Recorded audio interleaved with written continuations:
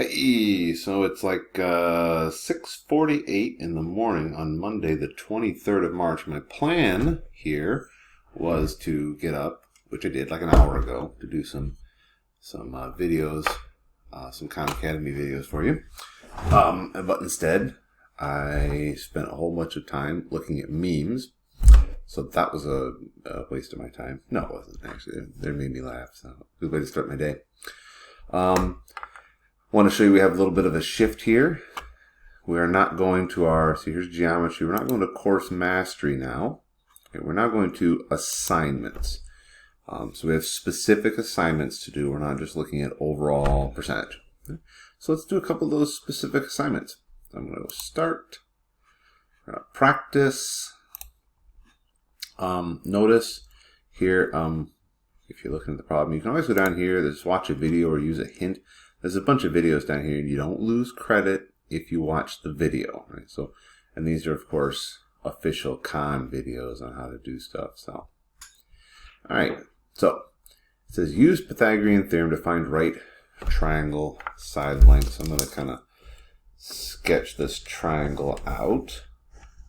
Let's see. We've got 5, 12, and x, and I already know that the answer is going to be 13 because this is a pretty standard right triangle that shows up in all sorts of textbook problems. 5, 12, 13. It's called a Pythagorean triple because the three sides are all whole numbers, which doesn't happen all the time.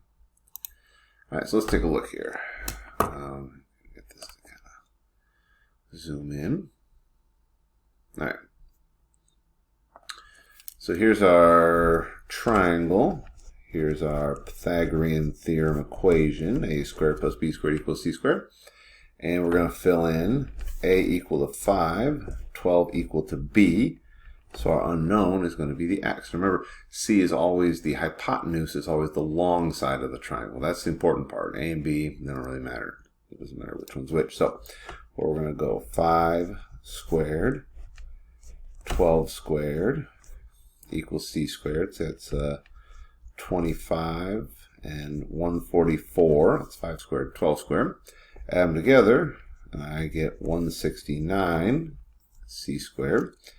And then I will just take the square root of both sides, and I end up with 13 equals c. Let's go back to Khan Academy and find 13 is right there. All right. Oh, love that sound. All right, next up, let's see. Here we have x, 5, and 3. I know the answer to this one is also going to be 4. Because, again, this is a 3, 4, 5 triangle. Well, let's do the work. X, 5, and 3. Let's take a look. Okay. So a really common mistake that people will make when they're doing these is they'll just plug in 5 and 3 for a and b just automatically. It's a squared plus b squared equals c squared. I'm given two numbers. Plug them in for a and b. No. Remember, c is always the long side, the hypotenuse, the side that's directly across from the right angle. So in this case, c is 5. And then a and b, we could just label them like this. But again, it doesn't really matter.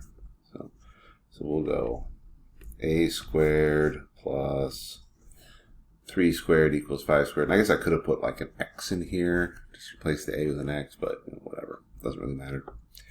So that gives me a squared plus 9 equals 25.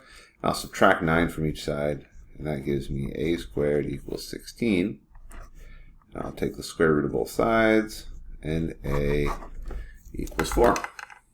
So let's see, let's go back in and try that out. Oh, there's my 4 right there. All right. So we'll do one more here. So this one is not going to be a whole number. So let's take a look. I'll sketch this triangle out. We've got 7, 9, and x. So I've got over here. So a squared plus b squared equals c squared. And in this case, our A and our B are the 7 and the 9. So I've got 9 squared plus 7 squared equals c squared. See, 9 squared is 81. 7 squared is 49. Let's see, 49, that would be like 50 and 80, which is 130. 30 equals c squared.